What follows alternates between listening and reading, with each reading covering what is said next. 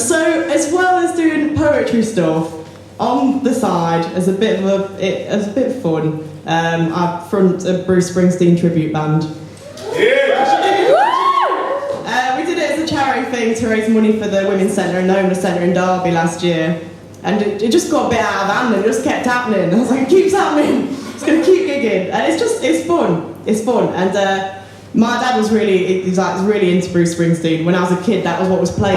And it turned from just being like a tribute band to being like a tribute for my father. And the Bruce Springsteen, when he did Springsteen on Broadway, he said, we are ghosts or we are ancestors in our children's lives. And I think that's a beautiful thing. So this poem's about that. We went to go gig at a pub. The blokes at the local boozer are suspicious of the female Bruce Springsteen tribute act. Give over love, they laugh. You'll never beat boss. She turns away, shakes her head, smiles as her father buys a ticket. He never asked her why she haunted herself with ghosts she'd never met, sang about streets she'd never walked, convinced herself that she understood now. Never questioned why she cut her hair short, ripped sleeves from flannelled shirts, made herself a man. The vicar told her, our father's voice is sacred. So she waited for sermons and filled the bars, the bedrooms, the silence with music. Turned the stage into church, grew her body into a eulogy. Yeah. Knowing that if she could be reincarnated as a single hymn, she would choose to live as her father's whistle every time Thunder Road came on the car radio. Remember how her 11-year-old eyes would watch him conduct a symphony with his index finger, pointing out towards Derbyshire countryside, hands gripped to the steering wheel, travelling to parts unknown, unreachable. Tonight he taps his foot from the half-empty dance floor, pint of ale in hand. You look not like him, love, the promoter says. Her father smiles. Good.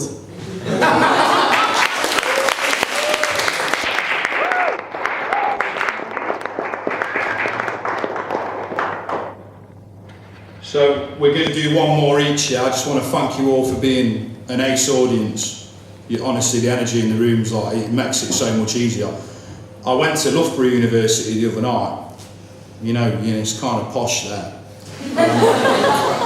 And motherfuckers just ain't getting it. You know what I mean? It's like, they weren't getting it, and it was really difficult. Like, I don't struggle on a stage, but I got bored. Like, halfway through, I was thinking, you're just such a fucking boring audience. And that was what I was thinking. Do you know, I didn't tell them, but I was thinking it.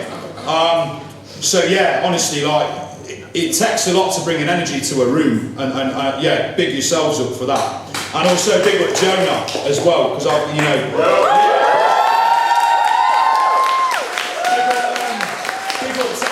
else involved in the night, because it just makes it so much easier when the jokes land and things land and people get them. Do you know what I mean? Instead of, oh yeah, well, you know, fucking hell. So obviously my collection's called Our Man. I've pretty much been product placing it all night. If you want to buy it, I've got a few copies for a tenner. If you can't afford a tenner, if you can only afford like £4 even, I'll probably just sell you one, because I'm not in it for the money. But I'm just kind of saying as well, you can buy it online, you can do whatever, but the whole collection, the reason I wrote it, and the reason I use the term Our Man, is because some of the Our Man poems are about me, but some of them are about other people as well, so I just use an umbrella term, you know, to just sort of like talk about masculinity, mental health, addiction, criminality, all those kind of things that are probably quite obvious from the set that I've done. But this is a two-part poem. It's still quite short, and this is where it all kind of came from. So the first part is about someone I was unfortunate enough to lose last year, to suicide, but it's not been classed as that, but it fucking was. And the second part is just about our onus as a society to look after each other. You know, it took me many years to even get in touch with my emotions. So you know, there's probably a lot of other men out there that are like that. So I think it's worth taking into consideration. You know, the suicide rates within young men are just, you know, ridiculous. So yeah, so it goes like that. Thank you for being a wicked audience. So it goes like this. Our man has fled the page of hegemony, war-torn and bleeding detachment. Our man, first in the pub, last to leave. Our man, from fit fiddle to organ rupture, from solid joiner to rickety structure. Our man, amidst signals from deluded stations, engages in the refusal of social invitations. Our man ain't just staying off the drugs, he's staying off the people. Our man, only halfway through his life, is already focused on the sequel.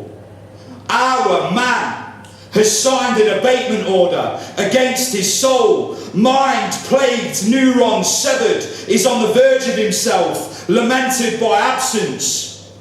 Our man, the voice of treason, hammer to the nail.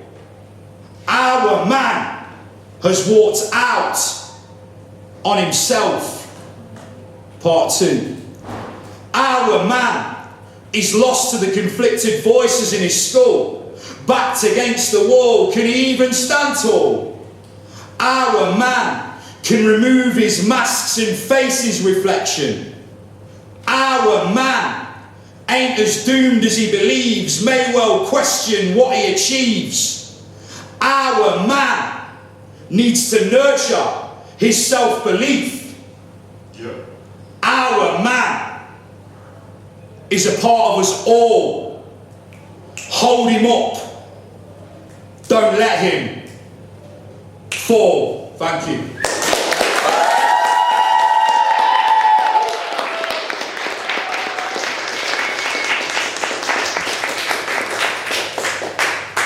Powerful as always, Jamie. I'm going to finish on this one tonight. I also have books. Come speak to me. I'm very bad at self-promotion. Typical writer.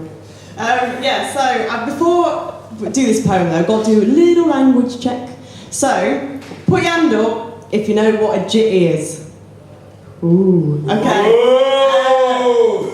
Alleyway, like some people call it a ginnel, a snicket, that kind of vibe. Yeah, well, basically an alleyway.